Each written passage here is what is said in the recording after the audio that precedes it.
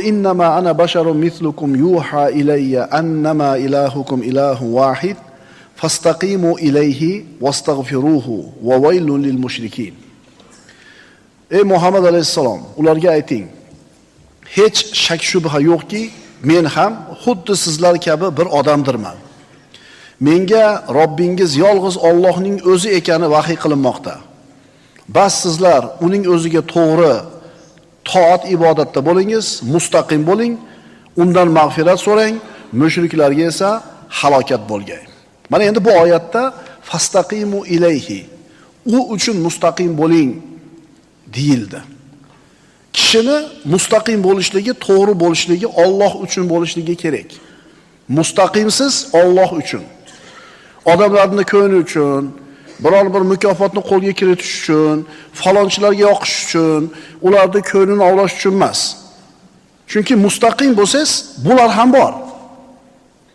To'g'risiz, tarozidan urmaysiz, rost gapirasiz, mustaqimsiz.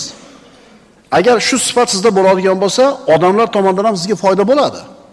Hurmat qiladi, ishonadi, nasiyaga beradi, ancha-muncha narsalarni nima qiladi, uslubga qilib qo'yadi bizning tilda.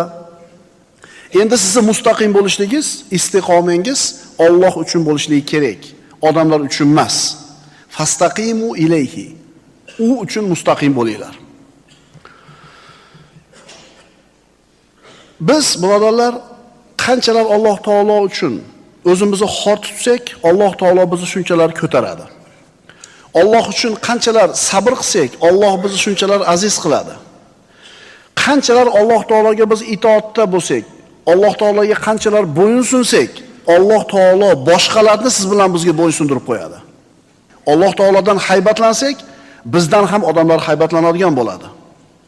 Agar qalbimizdan Allohdan bo'lgan haybat ko'tarilib ketadigan bo'lsa, odamlar ham bizdan haybatlanmay qo'yadi. Birodarlar, bu qonun. Qanchalar Allohga egilasiz, o'zingizni xor tutasiz, sabr qilasiz, haybatlanasiz Allohdan, Alloh sizni har tomondan ko'taradi. Endi buni aksi bo'lsin. Alloh bilan umuman ishingiz bo'lmasin. Xohlaganda yashang. Alloh bilan hech qanday kor ishingiz bo'lmasin. Alloh taolo sizni o'z holingizga tashab qo'yadi, xor bo'lasiz. Chunki birodarlar, azizlik istiqomada, mustaqim bo'lishlikda, azizlik Allohga xor bo'lishlikda. 4-oyat. Istiqomaning yangi ma'nosi. Va allav istaqomu ala tariqati la asqaynahum ma'an ghadaqa. Mana endi mustaqim bo'lgan bandani rizqi keng bo'lishligiga ishora. Albatta, agar ular mustaqim bo'lganlarida, to'g'ri yo'lda ustuvor turganlarida nima bor ularga? Albatta biz ularni imtihon qilish uchun mo'l yomg'ir bilan sug'organ bo'lar edik. Ya'ni rizqini keng qilib qo'ygan bo'lar edik. Kimki Parvardigorining zikridan yuz o'girsa, u zot uni qattiq azobga yo'llar. Mana mustaqim bo'lishida yana bitta foydasi, rizqingizda baraka bo'ladi. Birodarlar, rizq yozilgan. Iymon keltirganmiz. Kishi onasining qornida 4 oyga to'lgan kuni farishta kelib rizqini, ajalini, amalini, baxtli yoki baxtsiz bo'lishini yozgan. Rizq yozilgan. Siz musulmon bo'lasizmi, kofir bo'lasizmi, fosiq bo'lasizmi, taqvodor bo'lasizmi, u rizq keladi. Faqat taqvoda bo'lsangiz, mustaqim bo'lsangiz, barakotli bo'lib keladi. Fosiq, fojir bo'lsangiz, barakatsiz bo'lib keladi. Nabiy sallallohu alayhi vasallamning shu mazmunda hadislari bor. Banda dedilar Rasululloh, qilgan gunohlari sababli rizqining ba'zisidan, rizqining ayrimlaridan mahrum bo'lib qoladi. Rizqidan mahrum bo'ladi emas. Agar qilgan gunohi tufayli umuman rizqidan mahrum bo'lishi bo'lsa, kofirlar umuman ochidan o'lib ketish kerak. Fosiq, fojirlar umuman nima deydi, gaday bo'lib ketishligi kerak. Yo'q, Rasul aytibdilar, kishi qilgan gunohi tufayli rizqining ba'zisidan mahrum bo'ladi, ya'ni rizqini barakotidan. Shuning uchun 10 ta odam ishlashi shart emas bitta uyda. Osoyishta, xotirjam hayot bo'lishi uchun. 2 ta yo bitta odam ishlasa yetadi. Faqat shu xonadon egalari mustaqim bo'lsin, Alloh taolo barakot beradi. Dada ishga ketdi, bo'ldi. Kelinlar, qizlar, ayollar telefonga gapirishib olgan. Endi u erkak yuribdi ko'chada, shu xotinga, bola chaqamga rizq topib kelaman deb, uydagilar, ahllar mustaqim bo'lsin. O'sha maza bemaza narsa bilan ovora bo'lmasin.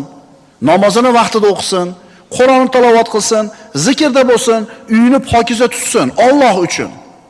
Ular ham mustaqim bo'lsin Alloh uchun, eridan qo'rqqanligi uchun emas. Shunda bitta odam ishlasa yetadi, birodarlar. Ishonaveringlar, yetadi. Shuning uchun 5 kere 5 25. 100 yil burun ham shunaqa edi, 1000 yildan keyin ham shunaqa.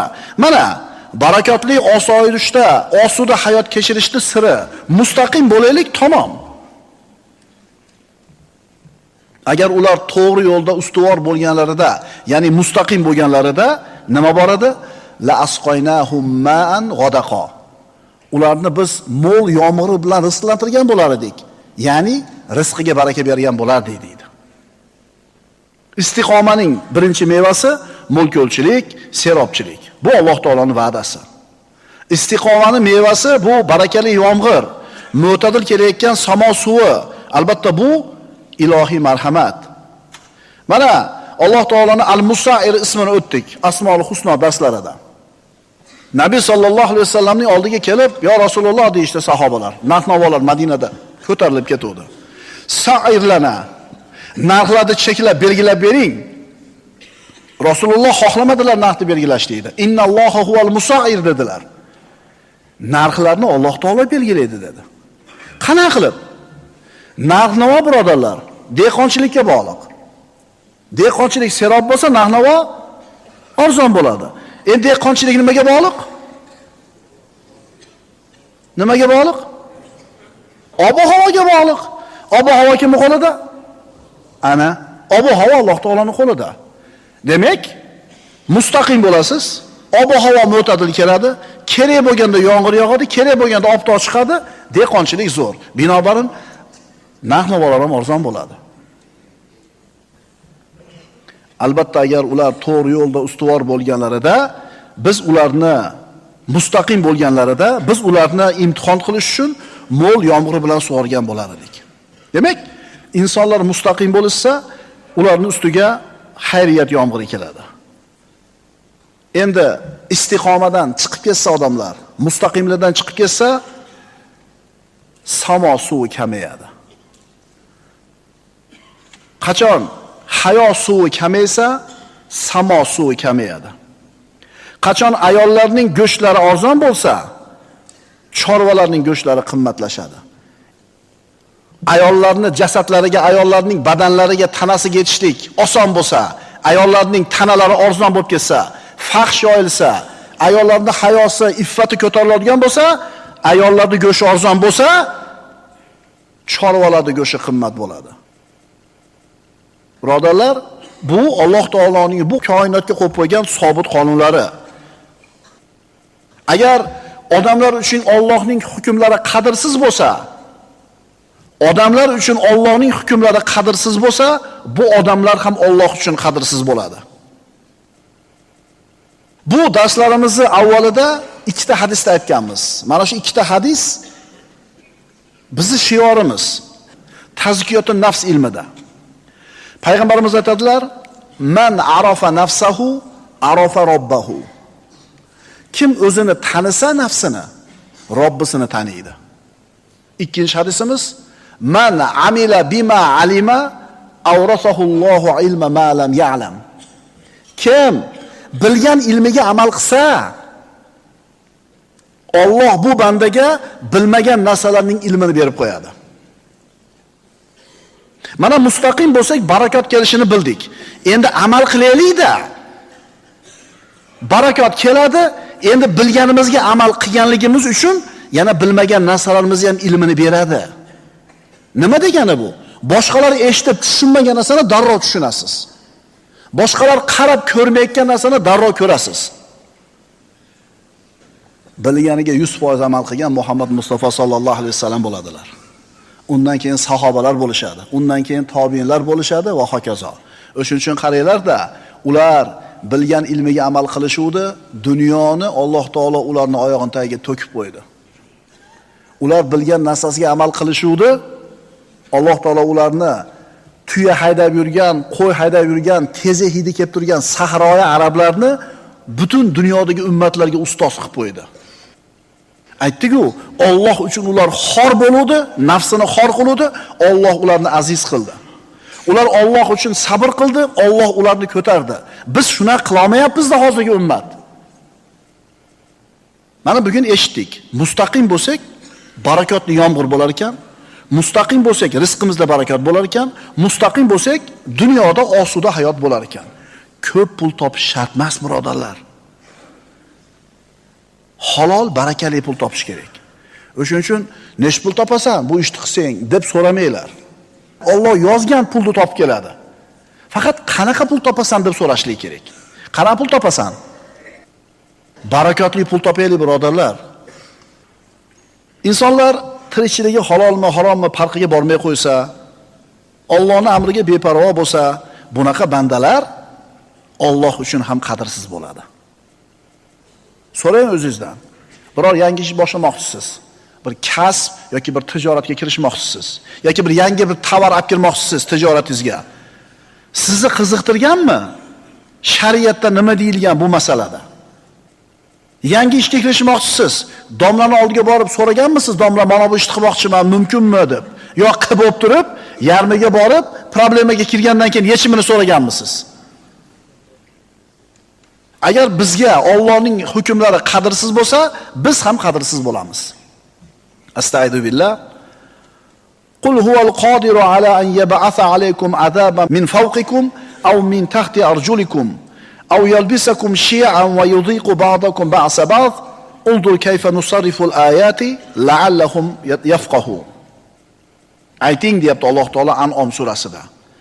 U sizlarga ustingizdan yo oyoqlaringiz ostidan azob yuborishga yoki sizlarda guruh qilib aralashtirib qo'yib, jangi jadallarda biringizga ikkinchingizning zararini tottirib qo'yishga qodir bo'lgan zot. Qarang, anglab yetarmikinlar deb oyatlarimizni qanday bayon qilyapmiz. Agar sizga Allohning hukmi qadrsiz bo'lsa, Allohning shariati bilan ishingiz bo'lmasa, Alloh qodir. Baloni ustingizdan ham tushirib qo'yadi, oyog'ingizni taydan ham chiqarib qo'yadi, oranglarga solib qo'yadi fitnani. Biringlarni go'shinglarni biringlar yeysizlar deyapti. Mana vulqonlar, chaqmoqlar, zilzilalar, uraganlar, smerchlar, tabiiy ofatlar. Birodarlar, bularning bari Allohning iqobi deyiladi. Allohning jazosi deyiladi. Endi mustaqim bo'lgan bandaga bu xavotir yo'q. Bu qo'rquv yo'q. Kelajakdan xavotir yo'q, o'tgan narsasiga pushaymoni yo'q. O'tgan darsimizda aytdik-ku, bugungi shirin kunimizni achchiq qiladigan narsa ikkita. O'tib ketgan ishlarni eslab pushaymon yeyish va kelajakda kelishi mumkin bo'lgan narsalarni o'ylab xavotir qilish. Ammo mustaqim banda o'tmishidan pushaymon ham bo'lmaydi, kelajagidan qo'rqmaydi ham, bugungi kuniga rozi bo'ladi, binobarin baxtli yashaydi. Seni birodar istiqoming, mustaqim bo'lishliging Rasululloh sallallohu alayhi vasallamning istiqomasiga o'xshashligi kerak. Rasululloh Alloh uchun mustaqim bo'lganlar. Seni istiqoming Zayd uchun yoki Amr uchun bo'lish kerak emas. Istiqomaning samaralaridan Alloh taolo senga yengillikni beradi, sendan qayg'uni, g'amni, tashvishni, torlikni va siqilishlikni ketkazadi. Biz Alloh uchun mustaqim bo'lishimiz kerak ekan. To'g'ri bo'lishimiz, pariyatishni bo'lishimiz Alloh uchun bo'lishligi kerak ekan. Ikkinchisi, agar biz mustaqim bo'ladigan bo'lsak, Alloh taolo biz ustimizga mo'l ko'l, barakali yomg'ir yog'dirar ekan. Rizqimiz keng bo'lar ekan. Faqat istiqomamiz Alloh uchun bo'lishligi kerak. 3-o'qigan oyatimizda, agar bandalar Allohning hukmiga beparvo bo'lib, xohlagan ishini qilib yashaydigan bo'lsa, Alloh bunaqa bandalar ustidan ham balo yog'dira oladi, oyog'ini taydan ham balo chiqarib qo'ya oladi va bir-birlarining orasiga fitna solib, bir-birlarini ikkinchilarini zararini tottirib ham qo'yishlikka qodir bo'ladi. Demak, birodarlar, mustaqim bo'lish bu to'g'ri bo'lish degani. Uyingizda ham to'g'risiz, ko'chada ham to'g'risiz, shefta oldida turganda ham to'g'risiz, shagirtni oldida turganda ham to'g'risiz. Mustaqim banda ustida kamera bo'lish kerak emas, shart emas. Mustaqim banda klient qarab turgan bo'lsa ham, qaramay turgan bo'lsa ham nima qiladi? To'g'ri. Baqara surasining avvalgi 5 ta oyatida mu'minlar haqida so'z ketdi. Keyingi 2 ta oyatida kofirlar haqida so'z ketdi. Undan keyingi 13 ta oyatida munofiqlar haqida so'z ketdi. Mu'minning ishi oson. U mu'min. Ichi ham, tashi ham bir. Qilayotgan amallari aniq, hayotdagi dasturi tayin. U bilan muomala qilish oson. Uni tanish ham oson. Kofir. U bilan muomala ham oson bo'ladi. Chunki u kofir. Kufrini yashirmaydi. Qilayotgan amallarini yashirmaydi. Ichidagi tashida. U bilan muomala oson. Kofirni ham tanib olishing oson. Ammo munofiq bu katta muammo. Shuning uchun 5 ta oyatda mu'minlar haqida, 2 ta oyatda kofirlar haqida, qolgan 13 ta oyatda munofiqlar haqida so'z ketdi. Chunki munofiqlarning xatari juda ham katta va ular juda ham qattiq. Munofiqlarning sifatlaridan 3-inchisi ko'r, kar va soqov. Ular haqqa qaytishmaydi. Alloh taolo aytadi, astagfirullah, summun bukmun umyun fahum la yarji'un. Ular kar, soqov, ko'rdirlar. Demak, yo'llaridan qaytmaydilar. Bunaqa munofiqlarning ko'zini Allohning oyatlari quvontirmaydi. Ularning ko'zini faqatgina dunyoni zebi ziynati quvontiradi. Yaltir-yultiri, hashami, boyligi, chiroyi. Allohning azamatiga dalolat qiladigan oyatlar uni ko'zini bir chetida bo'ladi. Mana shu ham uni munofiq ekanligiga dalil. Ular kar, ko'r, soqov. Demak, yo'llaridan qaytmaydi. Maviza eshitishni xohlamaydi. Ma'ruza eshitishni xohlamaydi. Agar dindan, hadisdan, oyatdan gapiradigan bo'lsangiz, qo'y bu gaplarni deydi. Tili, qulog'i faqatgina dunyo so'zlari bilan orom oladi. Bular ko'r, kar, soqov. Haqni tinglashga quloqi kar, haqni ko'rishga ko'zi ko'r, haqni zikr qilishlikka, Allohni zikr qilishlikka tili soqov. Tushunarlimi? Bunaqalar Allohga qaytmaydi. Bular qalbida shubha, shahvat shular bilan ovora bo'ladi. Ularning majlisida gaplar qanaqa? Falon bankka pul qo'ysangiz, mana buncha foyda bor ekan. Mana bankdan oladigan bo'lsangiz, protsenti nima ekan? Ozroq ekan. Bunga nima deysiz? Shunga o'xshagan shubhali narsalar bilan band bo'lib yuradi.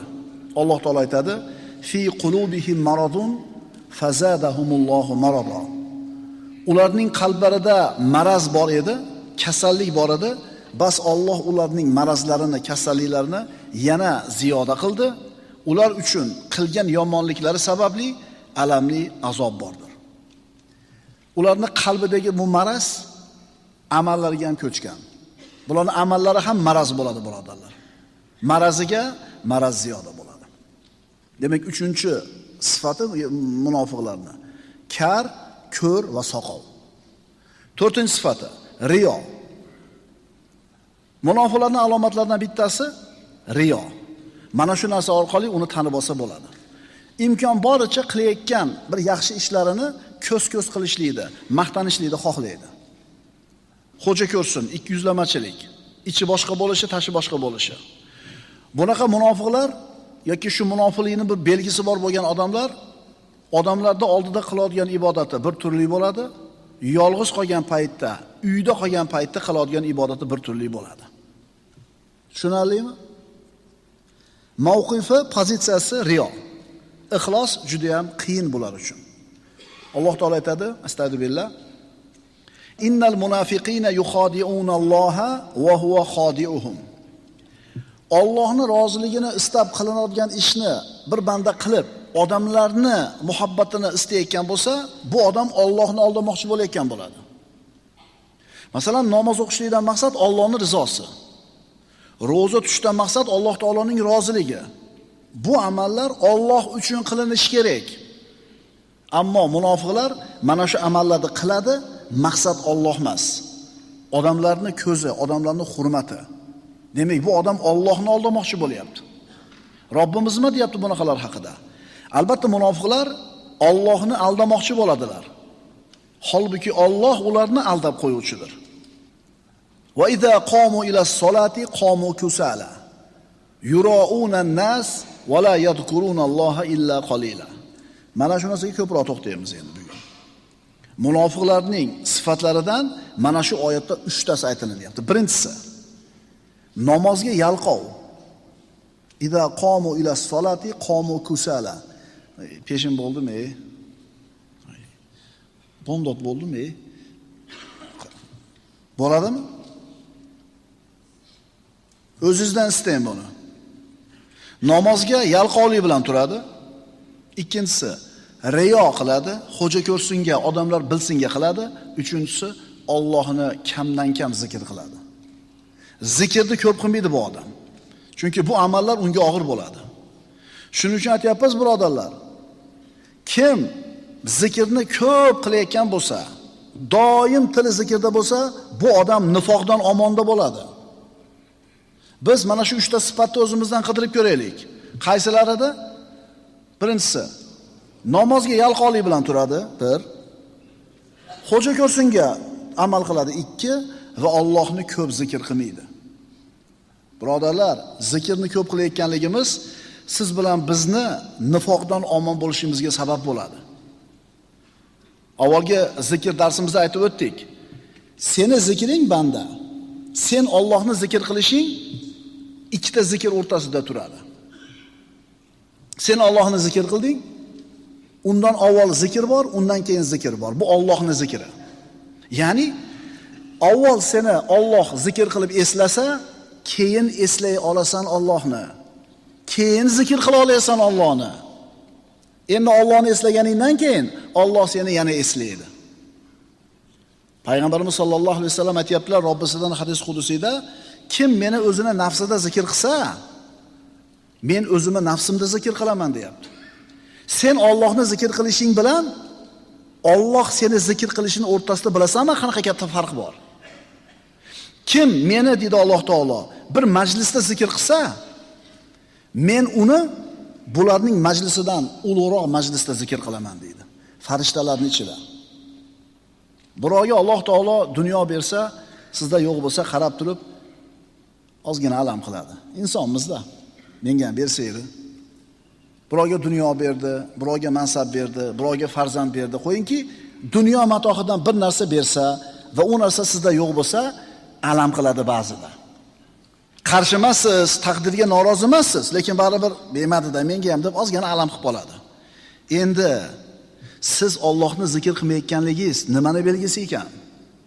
Alloh sizni eslamayotganligini belgisi ekan. Alam qilmaydimi? Biz qachon Allohni zikr qilamiz ekan? Qachon subhanalloh, qachon astag'firulloh, qachon la ilaha illalloh deymiz ekan? Alloh bizni eslagan bo'lsa. Bu oyatda munofiqlarning alomatlaridan 3 tasi aytildi. Namozga yalqov, riyo uchun ish qiladi va Allohni kamdan kam zikr qiladi. Mana endi birodarlar, Ramazon keldi. Ana shu osiy jinlar, shaytonlar zanjirband qilindi, bizni zikrdan to'sadigan. Endi zanjirband bo'lgandan keyin ham bu shaytonlar yana zikrga tilimiz ketmayotganligi nimani belgisi ekan? Birodarlar, nifoqning belgilaridan bittasi. Agar zikr bizni tilimizda doim bo'lmasa, zikrdan uzoq g'ofil bo'lsak, bizni ham qalbimizda munofiqlikdan bir shingil bor ekan. Munofiqlikning bitta alomati bor ekan bizning qalbimizda. Alam qilsin, zikr qilmayotganlar. Demak, 4-sifati munofiqlar riyo uchun amal qiladi. Riyo uchun amal qiladi. Ikkita tilamchi o'tiribdi. Motivator qilib yozib qo'yibdi surat. Ma'nosi bor surat. Hamma chop tomondagi tilamchiga pul beryapti, o'ng tomondagi tilamchiga hech kim pul bermayapti. O'tiribdi ikki odam shlyapasini qo'yib. Nimaga chop tomondagiga hamma beryapti? O'sha o'tirgan tomonga qaragan kamera bor ekan. Agar bir savobli ish qilgan bo'lsak, Allohdan boshqa hech kim bilmagan bo'lsa, shu amalingizdan umid qiling.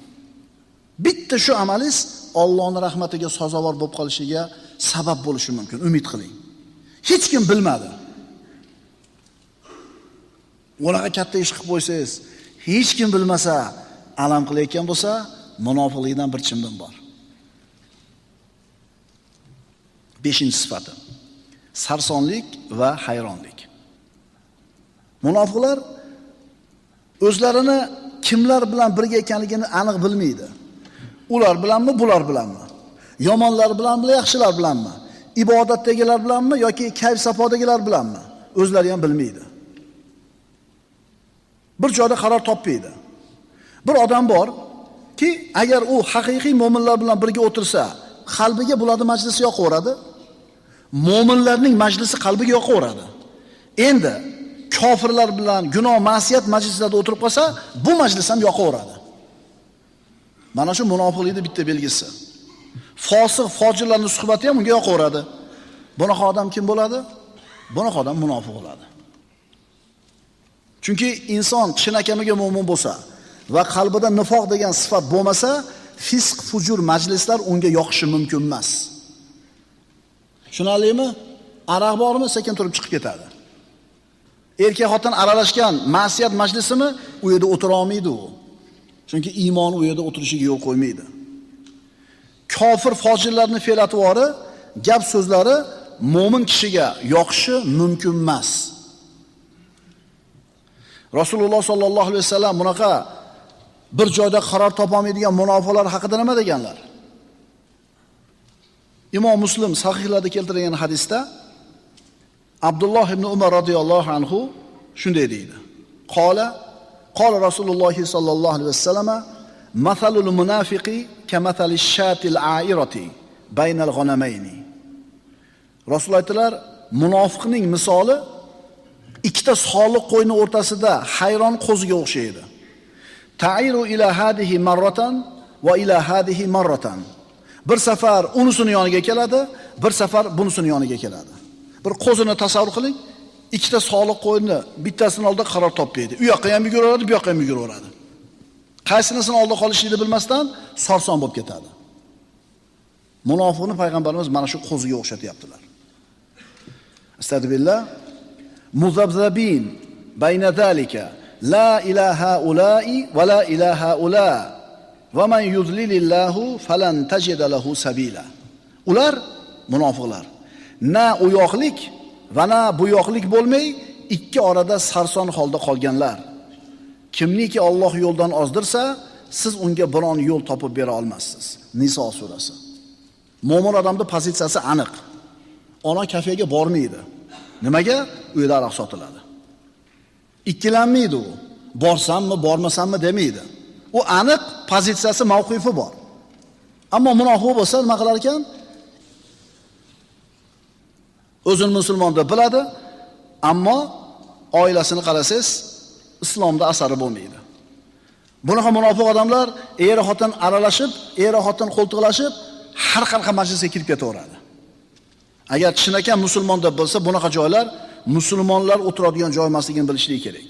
Demak, 5-alomati munofiqlar bir joyda qaror topa olmaydi. Ikkala tarafga ham o'ynayveradi.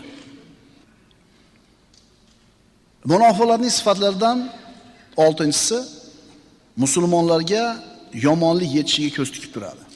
O'zini musulmon deb biladi, lekin musulmonlarga zarar yetsa, shuni ko'rib quvonadi. Yaxshilik yetsa musulmonlarga, biz birodarmiz, sizlar bilan birgamiz, mo'minmiz, biz sizlarga yordamchi bo'ldik deb qasam ichishadi. Ammo vaziyat musulmonlarning zarariga yurib qoladigan bo'lsa, ana shu musulmonlarga zarar yetkazayotganlar tomonga qarab, biz sizlar bilanmiz, biz sizlarga do'stmiz deydi. Astagfirullah. Allazina yatarabbasuna bikum fa in kana lakum fathun minalloh qalu alam nakun ma'akum. Ular deydi Alloh taolo, ya'ni munofiqlar, sizlarga ko'z tikib turadilar. Agar sizlarga Alloh tomonidan fathu zafar bo'lsa, biz ham sizlar bilan bir dindamizku deydilar.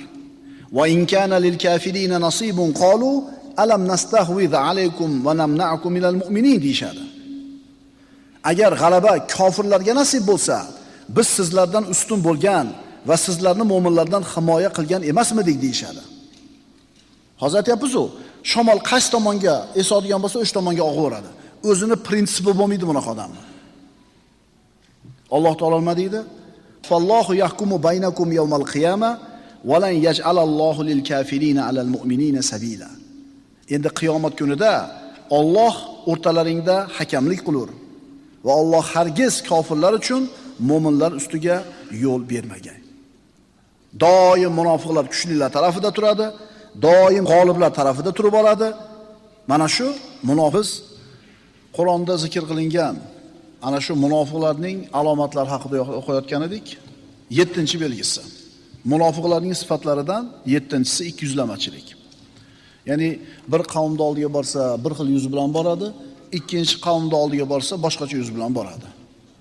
Taqvodorlar orasida bo'lsa, o'zini dindor taqvodor qilib ko'rsatadi, gunoh ma'siyatga botganlar orasiga kirsa, shularning bittasi bo'lib qoladi. Munofiqning so'zi yoqimli mayin bo'ladi. O'zini so'ziga Allohni guvoh qilib gapiradi. Qasam ichadi, sizni yaxshi ko'rishimni Alloh biladi deydi. Jannati ukam deydi. Jannati birodarim deydi. Siz unga o'zingiz to'g'ri odam bo'lganligingiz uchun to'g'ri deb ishonaverasiz. Keyin qilayotgan qilig'larga qaraydigan bo'lsangiz, umuman boshqa narsani ko'rasiz. Shuning uchun yaxshilab bilib olaylik, birodarlar. Bir odamni gapirgan gapi bilan qilayotgan ishi qarama-qarshi bo'lsa, u odam qaysi tomonda odami bo'ladi? Gapirgan so'zini odamimi yoki qilayotgan ishini odamimi? Shuning uchun biz qilayotgan ishiga qaraymiz. Garchi bizga unaqa qasam ichib birodarman, do'stman, yaxshi ko'raman demasa ham, lekin qilayotgan ishlari sizga do'stona ekanligini ko'radigan bo'lsangiz, biz uni do'st deb bilaveramiz. Garchi muloyim gapirmasa ham. Alloh taolo aytadi, astagfirullah: "Va minan nasi man yu'jibuka qawluhu fil hayatid dunya va yushhidulloha ala ma fi qalbihi va huwa aladdul xisom." Ey Muhammad alayhisalom, odamlar orasida shunday kimsalar borki, uning gapirgan gapi hayotda, dunyoda sizga qiziq tuyuladi. Va o'zi islomga ashaddiy husumatchi bo'lgan holida dilidagi, qo'shtirnoq ichidagi iymoniga Allohni guvoh keltiradi. Ya'ni musulmonlarga ashaddiy dushman, qalbi shunaqa. Lekin so'zi asaldan ham shirin bo'ladi. Mana shu munofiqning sifatlaridan bo'ladi.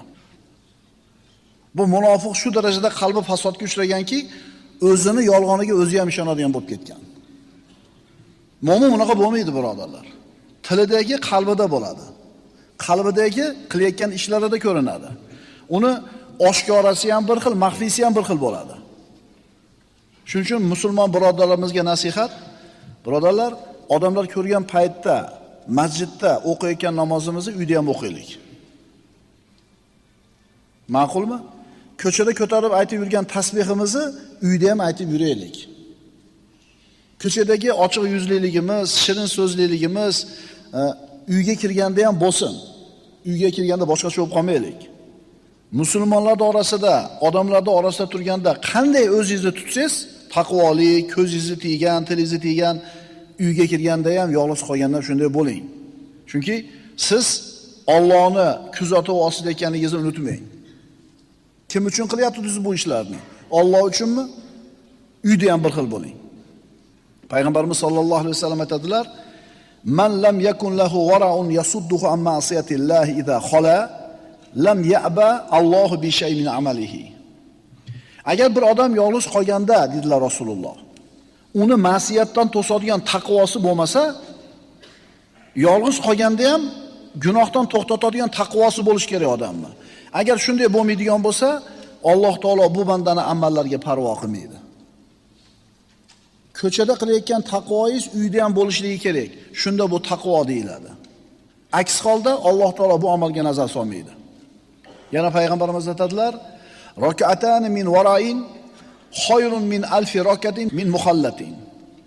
Gunohlar bilan aralashgan holda o'qilgan 1000 rakat namozdan ko'ra taqvo bilan o'qilgan 2 rakat namoz afzal. 8-sifati. Yerda fasod tarqatish. Munofiqlarning sifatlaridan yana bittasi yer yuzida fasod tarqatadi. Vaholanki o'zini muslihlardan, isloh qiluvchilardan deb biladi. Astagfirullah. Va idza tawalla sa'a fil ardi liyufsida fiha va yuhlikal hartha wan nasl vallohu la yuhibbul fasad. Oldingizdan ketganda esa yerda buzg'unchilik, ekin va nasllarni halok qilish uchun yugurib yelib yuradi. Alloh esa buzg'unchilik, fasodni sevmas. Munofiq odam oilalarning buzilishiga sabab bo'ladi. Munofiq odam ulfatlarning o'rtasiga sovuqchilik tushishiga sabab bo'ladi. Munofiq odam savdoda, tijoratda billa sherik bo'lganlarning o'rtasining buzilishiga sabab bo'ladi. Opa keladi singlisiga kelgan. Ering nima sovg'a qildi? Hayitga deydi. Nima olib berdi deydi. Mana olib bersin, shuni olib berdimi? Qara-ya, palonchiga mana olib beribdi eri deydi. Bo'ldi, qarabsizki, berigi xotin nima qiladi? Eri kelganda ming'illaydi. Buzilishga sababmi? Buzilishga sabab. Yoki bo'lmasam, o'sha tijoratda sherik bo'lib ishlayotgan ikkita musulmonning bittasiga boradi-da, o'rtalar daromad qana qilib bo'lasizlar. Senga nima deya olmaydi-da bu yerdagilar. Senga nima foydasi bor buni bilishlikda? Biz o'zimiz ochamiz, enakin kirib keladi bunaqalar. Oradagi foydani qana qilib bo'lasizlar. 70 ga 30 mi? Siz 30% ni olasizmi? Qarang-ya, o'zi asosiy ishni o'zi siz qilar ekansiz. Do'konda kechgacha siz turar ekansiz, issiq demak, sovuq demak, odamlar har xil asablaringizni o'ldiradiganlar keladi. Qarang-ya, 70 ga 30 mi? Bo'lmabdi bu deydi. Desa nariga odam nima qiladi? Sherigi bilan yoqalashishga o'tadi. Shunaqa odam kelsa, garchi u sizga shirin gapira, mana aytdik-ku, so'zi asaldan shirin bo'ladi. Sizga men birodar nasihat go'yman, sizni yaxshi ko'raman Alloh uchun, men sizni foydangizga aytyapman deb keladi-da, sekin ichingizga kirib turib fasod yoyib qo'yadi. Menga mehribonlik qilmay qo'ying. Endi pulda hammasi sherigingizniki bo'lgandan keyin 70% oladi-da. U yerga qaramaysizmi? Siz kuysiz mehnatingizga kuydingiz, bo'ldi. U o'rtaga qo'ygan sarmoyasiga kuyadi. Bu yerni gapirmaysiz. Munofiqning ishi demak odamlarning orasini buzib yurishlik. Siz oldingizdan ketgandan keyin esa Muhammad alayhisalom yer yuzida ular buzg'unchilik tarqatishadi. Munofiqlarning sifatlaridan 9-inchisi. Alloh va rasulining hukmidan to'sish. Munofiq odamga shariatning so'zi og'ir bo'ladi. Qur'onning hukmi qiyin bo'ladi amal qilish. Payg'ambarimiz sollallohu alayhi vasallamning so'ziga qalbi moyil bo'lmaydi. O'rtada bir muammo bo'lib qolsa, shariat bo'yicha hal qilaylik desangiz, qochadi. Shariatda yechimiga rozi bo'lmaydi. Bizda ham shu sifat bor bo'lib qolishi mumkin. O'rtada birov bilan muammo bo'lib qolganida savdoda. Bunday surishtirsangiz, shariy hukm bo'lsa, sizni zararingizga hukm qiladiganiga o'xshab turibdi. Agar shariatga borsangiz, zarar bo'lishligini hidi kelib qoldi. Endi nima qilasiz? Erkakcha hal qilaylik. Keling bo'lsa palonchi akani oldiga boramiz. Munofiqlikning bir belgisi shu. Munofiq odamga shariatning hukmlari og'ir keladi. Lekin shunaqa o'g'il bolalarni ham eshitganmiz. Domla shariat bo'yicha hal qilamiz. Kimi foydasi, zarari bo'lsa muhim emas. Shariat bo'yicha hal qilaylik. Mayli agar men zarar ko'rsam, zarar ko'raylik. Shunaqa o'g'il bolalar ham bor. Mana nifoq yo'q shu odamning qalbida. Chunki zarar ko'rsa ham shariat aytganini qilyaptimi? O'ziga foyda ekanligini tushunyapti. Astagfirullah. Va idza qila lahum ta'alu ila ma anzalallohu va ila ar-rasul ra'aytal munafiqina yasudduna anka sududa. Qachon ularga Alloh nozil qilgan kitobga va payg'ambar o'gitlariga kelinglar deyilsa, shariat bo'yicha yashaylik deyilsa, u munofiqlarning sizdan qattiq yuz o'girganlarini ko'rasiz. Qo'limizda Allohning kitobi turibdi, Nabiy sallallohu alayhi vasallamning sunnati turibdi, shariat turibdi. Munofiq odam bu narsaga ko'nmaydi. O'zini ra'yiga suyanadi. Kimi gapini olsa oladi, lekin shariatda gapini olmaydi. Munofiqlarning sifatlaridan 10-inchisi. Munofiqning sifatlaridan yana bittasi ko'p qasam ichadi. Qasamni ko'p ichadi. Zarurat bormi, yo'qmi? Nima uchun qasam ichadi desa, qalbidagi kasalni borligidan. Uni birov yolg'onga chiqarmadi. Qasam ichishini talab qilmadi, qasam ichaveradi. Nima uchun? Odamlar menga ishonmaydi deb o'ylaydi. Astagfirullah. Ittakhadu aymanahum junnatan fasaddu an sabilillah falahum azabun muhin. Ular o'zlarining yolg'on qasamlarini qalqon qilib olishib, odamlarni Allohning yo'lidan to'sdilar. Bas ular uchun xor qiluvchi azob bordir. Ularning so'zlarga bo'lgan ishonchsizliklarini qasam bilan to'smoqchi bo'lishadi. Bu oyatni siz bilan bizga bergan xabari. Kella bir yengil takrorlab chiqamiz. Munofiqlarning qaysi alomatlarini ko'rdik? Qasamni ko'p ichadi, Allohning yo'lidan to'sadi, yer yuzida fasod tarqatadi, odamlarning o'rtasini buzadi. Qalbi maraz bo'lgan holida so'zlari asaldan ham shirin. Musulmonlarga bir yomonlik yetishiga ko'z tutib turadi. Bir tomonda tura olmaslik, riyokorlik, ikkiyuzlamachilik, namozga yalqovlik. Munofiqlarning sifatlaridan keyingisi 11-sifati ortiga qaytishlik. Munofiq odam kimga o'xshaydi? Bir odamga o'xshaydiki, bu odam safarga chiqdi, 1 kun, 2 kun, 3 kun yurdi, ozgina qiyinchilik, mashaqqat bo'lgandan keyin shart safarni to'xtatib orqaga qaytib olgan odamga o'xshaydi. Astagfirullah. Zalika bi annahum amanu thumma kafaru fatubi'a ala qulubihim fahum la yafqahun. Bunga sabab ularning tillarida iymon keltirib, so'ngra dillarida kofir bo'lganlaridir. Bas ularning dillari muhrlab qo'yildi. Endi ular iymonning haqiqatini anglay olmaslar. Iymonga keldi bir odam. Iymonning talablarini bildi. Chegaralar, taklifotlar, farz vojiblar, haromlar, ilm majlisi, ko'zni tiyish, ona mumkin, mana mumkin emas. Qarasa ko'payib ketdi. Nafsiga yoqmay qoldi. Allohga ahd berib, kalima keltirgandan keyin iymonni o'ziga yuk deb tushundi. Dinni o'ziga yuk deb tushundi, shuning uchun ortiga qaytib ketdi. Mo'minlardan ajrab oldi. Astagfirullah. Zalika bi annahum amanu thumma kafaru. Bunga sabab nima bo'ldi? Tilida iymon keltirdi-yu, dilida kofir bo'lganligi.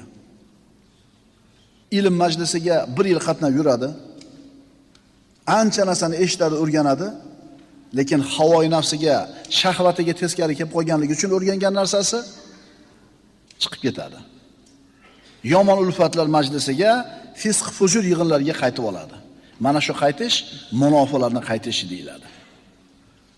Tushunarlimi? Undan tashqarichi, xo'p, dasxonadan chiqib ketdi, kelmay qo'ydimi? Yaxshi bo'ldi. Yaxshi bo'ldi. Chunki uni sodiq iymonida sodiq mo'min deb ishonib, unga suyanib, bir narsani topshirib, unga ishonib turgan paytingizda shart nima qilib qo'yadi? Pand berib qo'yadi. Nabiy sallallohu alayhi vasallam Tabuk g'azotiga chiqqanlarida 30 ming askar chiqqan. Shunda Rasululloh Madinadan chiqib ketganlarida kim yo'q desa, falonchi yo'q. Dunyosi aldab olib qoldi. Ha anaqa odam edi, manaqa odam edi deb turib, musulmonlar malomat qilishdi. Shunda Rasululloh aytdilar, unday demanglar. Agar ularda Madinada payg'ambarimiz bilan chiqmasdan qolib qolganlarda yaxshilik bo'lsa, Alloh ularni biz oldimizga olib keladi. Agar unday bo'lmasa, qutulibsizlar. Chunki biz oramizda bo'lib turib, bizga pand berib qo'ygandan ko'ra, yo'q bo'lsa, ishonmaymiz u odamda borligiga. Shuning uchun bu oyatda ekanimizda darsxonada yurib turib kelmay qo'ydimi? Demak, shu yaxshi ekan biz uchun. Munofiqlarning sifatlaridan 12-si. Bu munofiqlarning tashqi ko'rinishiga qarab turib, haybatlanasan, xursand bo'lasan, ammo qalbi maraz bo'ladi. Munofiq odamni ko'rinishi chiroyli bo'lishi mumkin. Qomati kelishgan, qarasang ko'zni to'ldiradi, gapirsa shirin gapiradi, odamlarni o'ziga rom qiladi, aql hushi o'rnida. Xullas, tashqi ko'rinishini ko'rib turib rozi bo'lasan. Alloh taolo nima deydi bular haqida? Astagfirullah. Va idza ra'aytahum tu'jibuka ajsamuhum. Qachon siz ularga qarasangiz, ularning jismlarini, ya'ni haybatini ko'rib turib hayratga qolasiz. Va in yaqulu tasma' li qawlihim. Unaqalar so'zlaganda so'zlari ohangdor, fasohatli bo'lganligi uchun diqqat berib quloq solasiz. Ki annahum hushubun musannada. Lekin ular dillarida iymon yo'q bo'lganligi sababli go'yo devorga yo'lab qo'yilgan chirik yog'ochga o'xshaydi. Yahsabuna kulla sayhatan alayhim. Mana munofiqlarni sifatlab beryapti Alloh. Ular qo'rqoqligi sababli har bitta baqir chaqiriqni bizni ustimizga kelyapti deb, ustiga tushayotgan balo deb gumon qilishadi. Endi Alloh aytayapti, humul adu. Mana shular dushman. Faqdarhum. Ulardan ehtiyot bo'ling. Ularni Alloh la'natlagay, qanday adashmoqdalar-a? Munofiqun surasi. Xullas, munofiqni ko'rsangiz, qoyil qolasiz. Shakli shamoiliga, gapirgan gapiga, yurish turishiga, so'zini ohangiga. Lol qoldiradi tashqi ko'rinishi. Soqolni uzun qilib qo'ygan bo'lishi mumkin. Do'ppini chiroyli qilib kiygan bo'lishi mumkin. Tasbih o'girib yurishi mumkin. 5 mahal namozga qatnashishi mumkin. Namozda birinchi safda turishi mumkin. Ko'chalarda odamlarga va'z, nasihat qilishi ham mumkin. Ammo qalbi habis bo'ladi. Shahvoniy bo'ladi. Odamlar ko'rmaydigan joyda man qilingan ishlarni qilib qo'yaveradi. O'ng qo'li deydi, hoji aka bo'lib turib deydi. Soqol qo'yib turib, nima bo'pti hoji aka bo'lsa? Birodarlar, soqol Abu Jahlda ham bo'lgan. Abu Jahlda salla ham bo'lgan. Uzun kiygan. Nima? Shu bilan bir binasi bo'lib qoldimi? Mo'min banda bunaqa bo'lmaydi, birodarlar. Uni zohiri ham, botini ham bir xil bo'ladi. Gapirayotgan gapi qilayotgan ishiga teskari kelmaydi. Mo'min odam bunaqalarga aldanib qolmasligi kerak, farosatli bo'lish kerak. Birodarlar, Ali ibn Abi Talibda zo'r gapi bor ekan. Nahnu na'rifur rijala bil haqq. Biz kishilarni haq orqali tanib olamiz. Biz erkaklarni, kishilarni haq orqali tanib olamiz. Wala na'riful haqqo bir rijal. Haqni kishilar orqali tanimaymiz. Tushunarlimi? Palonchi akalar qilyapti demay bo'laverar ekan, haq shu ekan emas. Haqni bilamiz, shu haqqa to'g'ri kelgan erkaklarni haq deymiz. Endi uning uchun erifil haqqo ta'rif ahlahu degan so'z bor. Avval haqni tanib ol nimaligini, keyin haq egalari kimligini bilasan. Musulmon kishining o'lchovi o'ta nozik bo'ladi. Shariatga xilof ravishda yurgan odam musulmonning ko'zida qadrsiz bo'ladi. Bunaqa odamlar musulmonlarning nazaridan tushib qoladi. Ammo insonlarning ma'siyati, xatosi, Alloh va Rasulidan uzoqligiga qaramasdan, faqatgina shakl shamoilga qarab, qaddi qomatiga qarab, kiyinishi, gapirishi, so'zini yumshoqligiga qarab baho beradigan odamlar bu sodda odamlar ekan, go'l odamlar ekan. Musulmon odam bunaqa bo'lmaydi. Musulmon odam farosatli bo'ladi. Va huvallazi yursilu riyaha bushran bayna yaday rahmati. Hatta idza aqallat sahaban thiqalan suqnahu li baladin mayyit fa anzalna bihi al-ma'a fa akhrajna bihi min kulli thamarat kazalika yukhrijul mauta la'allakum tadhakkarun. U Alloh shunday zotki, o'z rahmatining oldidan xush xabar qilib shamollarni yuborur. Allohning rahmati bu yomg'ir. Yomg'irdan avval shamol keladi. Qachoniki ular vasmin bulutlarni ko'tarib kelgach, biz uni bulutni chanqoq, o'lik shaharga yog'dirurmiz. Bas unga suv yomg'ir yog'dirib, uning yordamida har turli mevalarni chiqarurmiz. Alloh taolo o'lik shaharning ustiga yomg'irni yog'dirib, shu yomg'ir sabablik xilma-xil ko'katlarni, mevalarni chiqarishini aytayapti. Alloh azza va jalla biror narsani xohlasa, biroz sababni qilishi shart emas. Innalloha ala kulli shayin qodir. Alloh har narsaga qodir. Yosin surasida Alloh taolo aytgandek, innama amruhu iza arada shay'an an yaqula lahu kun fayakun. Alloh taolo bir narsani xohlasa, shu narsaga bo'l deydi, bo'ladi. Hech qanday sababni keragi yo'q. Lekin Alloh bu oyatda o'lik shaharni suv yordamida, suv sababli tiriltiramiz deyapti. Ya'ni bandalari ta'lim olsin. Maqsadiga yetishlari uchun o'zlariga lozim bo'lgan sabablarni qilishsin. Demak, bug'doyni yoki ko'katni chiqishiga yomg'ir sabab bo'lyapti. Yomg'irni paydo bo'lishiga birodarlar dengiz kerak, harorat kerak, quyosh kerak, osmonga ko'tarilishlik kerak, bu suvni bug'i to'planish kerak. Xullas, ancha narsalar biri ikkinchisiga sabab bo'ladi-da, bir narsa paydo bo'ladi. Agar Alloh taolo bug'doyni paydo qilishini xohlasa, bu sabablarga muhtoj emas. Hozir aytdik-ku. Bo'l desa bug'doy bo'ladi. Lekin Alloh taolo nimani xohladi? Sabablar bilan bo'lishligini. Bu inson har bitta ishni qilish uchun sababini qilish kerak. Masalan, masalan, bir ishlam non yeyishligi uchun nima qiladi? Bug'doyni ekadi, yomg'irni kutadi, o'sishini kutadi, o'radi, tegirmonga boradi, un qiladi, tandirga yopadi. Shuncha sabab qilgandan keyin non yeydi. Alloh taologa bu narsalarda keragi yo'q sabablarni. Endi bitta oyatda fa anzalna bihil ma'a. Ana shu bulutdan yomg'irni tushirdi. Shu yomg'ir sabablik o'li yerni tiriltirdi dedi. Demak, Alloh taolo sabab bilan qildi bir ishni. Yosin surasida bo'lsa, Alloh taolo hech qanday sabab kerak emas, bo'l desa bo'ldi degan ma'no bo'lyapti. Qana qilib bir-biriga bog'laymiz mana shu ikkita ma'noni. Bu oyatlardagi ba harfi sababiya harfi deyiladi. Yerni tirilishi yomg'ir sababli bo'ladi. Daraxtlarning ko'katlarning unishligi suv sababli bo'ladi. Bulardagi aytilingan ba harfi sababiyat ma'nosini bildiradi. Endi nimani bildiradi bu? Sabab bilan, sabab bilan, sabab bilan. Mana shu sabablarni bo'lishligi Alloh taolo bu koinot ustiga qo'ygan qonuni bo'ladi. Ona onasi uchun mana onasi sabab, mana uchun ona onasi sabab. Bu qonunlar. Bir odam tug'ilishligi uchun palonchi uylanish kerak. Bu odamning tug'ilishiga sabab.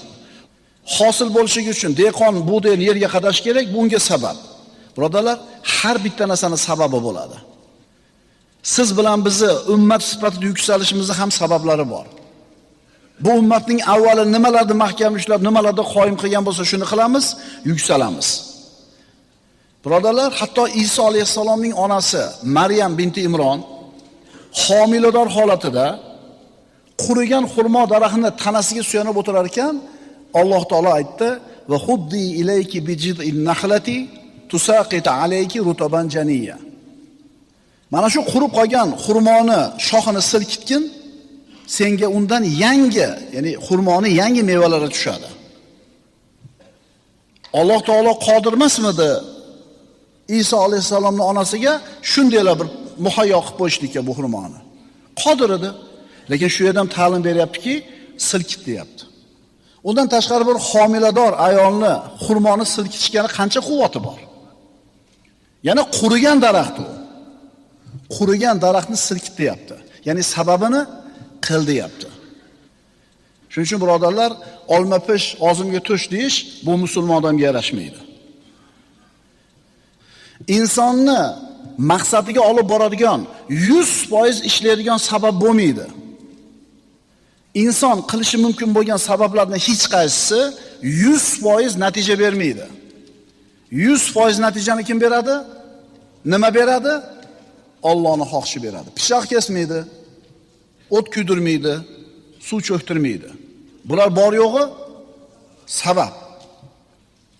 Birodarlar, aniq bilib olaylikki, agar biz yuksalishimiz uchun qilishimiz kerak bo'lgan sabablarni beparvo tashab qo'ysak, suvni oqishiga qarab qo'yib qo'yadigan bo'lsak, bu Alloh taoloning qo'ygan koinot ustidagi qonunlarga e'tiborsiz bo'ladigan bo'lsak, albatta bu ishimiz uchun Alloh tomonidan bizga odob beriladi. Astagfirullah. Fa athabahumullohu bima qalu jannatin tajri min tahtiha al-anhar xolidina fiha va zalika jazaa'ul muhsinin. Bir insonni jannatga kirishligiga uni so'zlari va amallari sabab bo'ladi. Bir odamni do'zaxga kirishligiga uning so'zlari va amallari sabab bo'ladi. Ular sabab. Agar Alloh xohlasa, ina jannatga kirasiz. Sababingiz ham hech narsa bo'lmay qolishi mumkin. Alloh taolo aytadi: "Bas shu gaplari sababli Alloh ularni ostidan daryolar oqib turadigan, ular abadiy yashaydigan jannatlar bilan mukofotlaydi." Demak, nimasi sababli? Aytgan so'zlari sababli. Boshqa oyatda: "Zalika jazaynahum bima kafaru fa hal nujazi illa al-kafur." Kofir bo'lganlari sababli ularni mana shu jazo bilan jazoladik. Kofir bo'lganligi sababli. Uni ham sababi bor, buni ham sababi bor. Birodarlar, biz mana shu koinot ustiga qo'yilgan qonunlarni bilsak, Alloh bilan muomala qilishimiz oson bo'ladi. Ana shu qoidalarga rioya qilsak, amal qilsak, hayotimiz osuda bo'ladi, hayotimiz saodatli bo'ladi. Ko'zlagan maqsadimizga osonlik bilan yetamiz. Buni bir misol bilan tushuntiramiz. Katta bir zavodni direktori aytayapti ishchilariga. Mana bu qonunlar, tartiblar yangi, tartib yangi qonun. Kim mana shu qoidalarni, qonunlarni yil davomida bir marta buzmasa mukofot bor. Yil davomida bir marta kech qolmasa ishga, unga alohida mukofot bor. Yil davomida ishchilar o'zini normasini kamaytirmasdan bajarsa, unga ham alohida mukofot bor. Mana qoida aytildi. Endi bu direktor bilan, xo'jayin bilan qilinadigan muomala juda oson. Nima qilsangiz u sizdan rozi bo'ladi, nima qilsangiz norozi bo'ladi. Nima qilsangiz mukofot olasiz, nima qilsangiz jazo olasiz. Qonun bor. Qonunni bilsangiz, ishingiz tekis ketgandek, zavodda bu koinotga qo'yilgan Allohning qonunlarini bilsangiz va unga amal qilsangiz, Alloh bilan bo'ladigan muomalangiz ham birodarlar tekis bo'ladi. Bu yerda qarindosh, jiyani, urug'i degan gaplar bo'lmaydi. Ish zavoddagi ishchilarda hammasini shansi bir xil bo'ladi. Nima sababli? Qonun qoida sababli. Agar shu qonun qoida bo'lmasa zavodda, direktor nima qiladi? O'ziga qarashli odamlarni siylaydi, o'ziga qarashli bo'lmaganlarni nima qiladi? Chekiga suraveradi. Lekin Alloh bilan muomala qilishing oson. Nima uchun?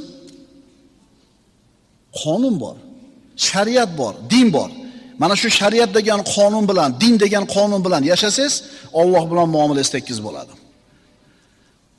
Mana shu dunyo maydonida, dunyo ishlarida peshqadam bo'lishlikka joriy qilib qo'yilgan sabablar bor. Shu sababni kim qilsa, Alloh shuni ko'taraveradi dunyo maydonida. Musulmon kofirligiga qaramaydi. Yana qaytarib aytaman. Dunyo ishlarida, dunyo maydonida yuksalish uchun qo'yilgan sabablar bor. Alloh taoloning qo'ygan sabablari. Kim shu sababni zo'r qilsa, Alloh shuni ko'taraveradi dunyo maydonida. U musulmonmi, kofirmi muhim emas. Tushunarli bo'ldimi? Mana IT sohasini olsangiz, mana 21-asrda eng peshqadam hunarlaridan. Hindlar birinchi o'rinda ekan. Nima uchun? Axir ular mushrik-ku. O molga sig'inadi. Nima uchun? Hozirgi biz aytgan qonunga rioya qildi-da. Texnologiya bo'ladimi, sport bo'ladimi, ilm-fan bo'ladimi? Agar qaysi millat, qaysi xalq vakillari shu sohada sabablarni zo'r qilsa, Alloh o'shalarga beraverar ekan. Garchi ular musulmon bo'lmasa ham. Nabiy sallallohu alayhi vasallamning hayoti siz bilan bizga ibrat. Mana u zot sallallohu alayhi vasallam Makkadan Madinaga hijrat qilganlarida 10 ga yaqin sabab qildilar. Xabarni maxfiy qildilar. Abu Bakr Siddiqning uyiga xabarni aytgani borganlarida kun issiq paytida chiqdilar, chunki kun issig'ida Makkada ham uyda o'tirar edi. Yuzini to'sib oldilar. Abu Bakrning uyiga kirib turib, qizlarni chiqaring, eshitib qolmasin dedilar. Hijrat qilinadigan paytda Rasululloh sallallohu alayhi vasallam tuyasini minib Madina tomonga qarab, shimolga qarab yurmasdan janubga yurdilar. Bu ham bitta sababi edi. Chunki Quraysh istasa shu yoqdan istaydi-da, shimol tomonidan. G'orga chiqib o'tirdilar, lekin bularning bittasi ham foyda qilmadi. Chunki Qurayshning isqivorlari 100 ta tuya mukofotida har tomonga yurishdida Rasulullohni yashirinib o'tirgan Savr g'origa ham chiqishdi. Topib kelishdi. Har qancha qo'ydi haydab Rasululloh mingan tuyani izini yopishga harakat qilmasin, baribir topib chiqishdi. Abu Bakr Siddiq roziyallohu anhu bilan payg'ambarimiz g'orda o'tirar ekanlar, ular g'orda og'ziga kelishdi. Abu Bakr Siddiq ularni oyoqlarini ko'rib turdi va yig'ladi. Nimaga yig'layapsiz Abu Bakr? Ya Rasululloh, hozir engishib oyoqini tagiga qarasa, ko'rib qolishar edi. Shunda Rasululloh Robbisiga tavakkulni eng zo'rini qilgan, Robbisini qo'llashiga iymoni komil bo'lgan zot Ma zannuka ya Abu Bakr bi ithnayn Allohu salisuhuma dedilar. Ey Abu Bakr, uchinchi sherigi Alloh bo'lgan ikkita odam haqida nima deysiz? Qanday gumondasiz? Biz ikkitamiz o'tiribmiz, uchinchi sherigimiz Alloh deyapti. Qarangda, aytdi-ku, sizni dunyoda ko'zlagan maqsadingizga olib boradigan 100% sizni yutuqqa erishtiradigan sabab yo'q, siz qiladigan. Sizni qilgan sababingiz 100% natija bermaydi. 100% natijani Allohning xohishi beradi. Lekin siz sababini qilishga ma'mursiz. Mana Rasululloh 10 ga yaqin sababni qilsalar ham baribir foyda qilmadi, o'shaga istab kelishdi. Endi Rasululloh g'orda o'tiribdilar, mushriklar gaplashib turishibdi. Rasululloh bilan Abu Bakr Siddiqni qiladigan bitta ish sababi qoldi. Bitta sabab qoldi. Nima edi u? Jim o'tirishdi. Oxirgi sababni ham qilishdi, Alloh najot berdi. Mushriklar g'orga kirmadi ham, engishib qaramadi ham, tushib ketishdi. Keyin Rasululloh sollallohu alayhi vasallam Madinaga hijrat qilib borib oldilar. Demak, birodarlar, yana qaytarib aytaman. Biz maqsadimizga yetish uchun qiladigan sabablarimiz ichida 100% rezultat beradigan sabab bo'lmaydi. 100% rezultat Allohning xohishi. Asarlarda keltiriladi: "Man akala turoba faqat aana ala qatl nafsihi." Kim tuproqni yesa, o'zini qatliga ko'mak beribdi. Qo'lingizdagi olmani yuvmasdan yeyishingiz ham mumkin, yuvib yeyishingiz ham mumkin. Yuvma yesangiz kasal bo'lish ehtimoli bor. Yuvsangiz shu ehtimol kamayadi. Demak, yuvib yeymiz. Man akala fakihatan duna yaghsilaha faqat aana ala qatl nafsihi. Yana asarlarda keltiriladi: kim mevani yuvmasdan yesa, tahqiq o'zini qatliga yordam beribdi. Haqiqiy mutawakkil banda sabablarni qiladi, lekin ularga suyanmaydi, ularga ishonmaydi. Ulardan umid qilmaydi. Umidni kimdan qiladi? Allohdan qiladi. Mana shu yerda bir misol aytamiz, voqea, realniy bo'lgan voqea. 2017-yilgi yozgi Olimpiada o'yinlarida 4 ga 100 estafetasi bo'lgan. Ya'ni 100 metr masofani 4 ta odam yuguradi. Birinchi odam yugurib turib 100 metrga sherigiga tayoqchani beradi, u olib yana 100 metr yuguradi. 100 metrdan keyin ikkinchisi, uchinchisi oladi, to'rtinchisiga olib, xullas oxirgisi birinchi yetib kelsa nima bo'ladi? Musobaqada yutadi. Endi ana shu yozgi Olimpiadada, 2017-yil Olimpiadada ana shu estafetaga Yaponiya, Turkiya, Angliya, Amerika va Yamayka jamoalari chiqishdi. Hammasi o'zini yurtidagi eng tez yuguradigan odamlar. Ana shu Yamaykani jamoasida Usayn Bolt bor. Shuni o'zi kim ikkinchi o'rinda oladi deyishlikka sabab bo'ladi. Tushundingizmi? Ikkinchi o'rinda kim olishligi haqida gap ketadi, birinchi o'rinda yopib qo'ydi hamma. Chunki bu Usayn Bolt jismonan tuzilishi, yaralishidaqa baquvvat, baland bo'yli, juda tez yuguradi. Bir necha marta jahon rekordini yangilagan tez yugurishi bo'yicha. Hamma ikkinchi o'rinda kim olishini kutyapti. Birinchi o'rinda masalasi hal bo'lgan. Bu odamlar rashyoti. Xullas, hamma o'sha Usayn Boltni birinchi bo'lib kelishligini, Yamaykani birinchi bo'lishini kutyapti. Hamma kameralar Usayn Boltga qaralgan. Bu yoqqa kelib turib, tribunaga qo'lini shunday ko'tarsa, hammasi baqiryapti, xursand bo'lib. Qolgan yugurayotganlarga parvo ham qilmayapti, kameralar ham, muxlislar ham. Hammaning fikri, xayoli kimda? Usayn Boltda. Xullas boshlandi estafeta. Usayn Bolt oxirgi 100 metrda yuguradi, 4-chi bo'lib. Shu yerda choldi, topir-tupir yurib ketishdi. Xullas uchalasi, haligi 4 tani 3 tasi yugurdi-da, oxiri hammasi o'zini 4-chi odamiga berdi. Mana endi Usayn Bolt oladi-da, shunaqa yuguradi, uchadi, qolganlarni qoldirib yuboradi. Undan burungi 3 ta sherigi qanaqa natija bilan kelganiga muhim emas. Shuni qo'liga bersa bo'ldi. Bu nima qiladi? O'zib ketadi hammadan. Haqiqatan 3-chi odam kelib tayoqchani berdi qo'liga. Usayn Bolt oldi, razg'onni oldi-da, 10 qadam tashlagandan keyin shat-toyi tortib qoldi-yu. Endi haligi ikkinchi kelish kerak bo'lgandan baxtiga ishonmayapti. 10 qadam tashladi, shunday oqsada to'xtab qoldi. narigilar birinchi o'tib ketdi. Ana komandamizga palonchi o'yinchini olib keldik. Endi to'shni nima qilamiz? Bekallarni 5 tasini aytibsiz. Ana palonchini varatamizga qo'ydik. Endi to'shni nima qilamiz? Yutamiz. Bekallarni 5 tasini aytibsiz. Nima demoqchiman bu bilan birodarlar? İnsanlar ko'zlagan maqsadlarini 100% ularga olib kelib beradigan 100% natija bo'lmaydi. İnsonni qilgan sabab xolos. Natijani kim beradi? Hattoki 30 yil, 40 yil mashina bozorida savdo qilib yurgan, mashinani 2 chiqirgacha bilgan odam bir kun keladida ulangan mashinani olib qoladi kuzupi. Kuzupi ulangan mashina. Qanaqa qilib ko'rmading desa, kim bilsin, og'ayni qara shuna bo'lib qopti-da. Bo'lgana shu narsa bir amatda.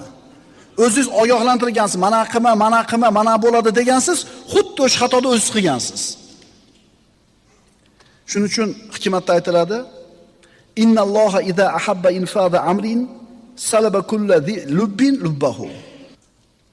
Agar Alloh o'zini bir xohishini amalga oshirishni xohlasa, ana shu aql egalaridan aqllarini olib qo'yadi. Qopga tushadi, muammoga kiradi, keyin aqlini qaytarib beradi.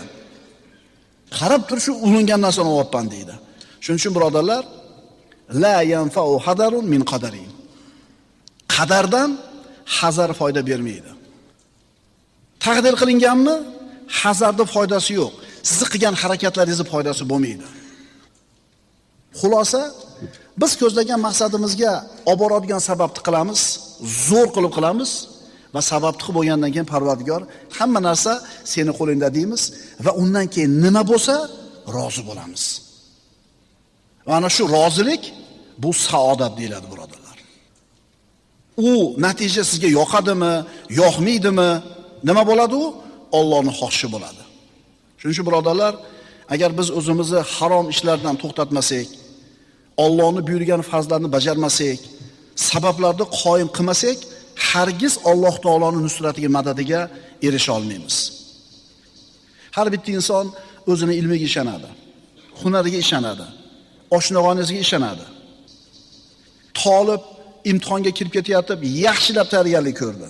Kechasi bilan uxlamadi. Bir necha kun qattiq mehnat qildi. Yaxshi baho olishiga aniq ishonadi. Yana qaytarib aytamiz, o'ziga ishonadi. Va mana shu ayni hamoqat bo'ladi. Shuning uchun birodarlar, iyyaka na'budu va iyyaka nasta'in deymiz. Sengagina ibodat qilamiz, sendangina so'raymiz. Birodarlar, suv cho'ktirmaydi. Allohning xohishi cho'ktiradi. Pichoq kesmaydi. Allohning xohishi kesadi. O't kuydirmaydi. Allohning xohishi kuydiradi. Birodarlar, biz muvahhid musulmon sifatida sabablarni qoyim qilamiz. Natijani Allohga tavakkul qilamiz va undan keyin nima bo'lsa, alhamdulillahi robbil alamin deb rozi bo'lamiz.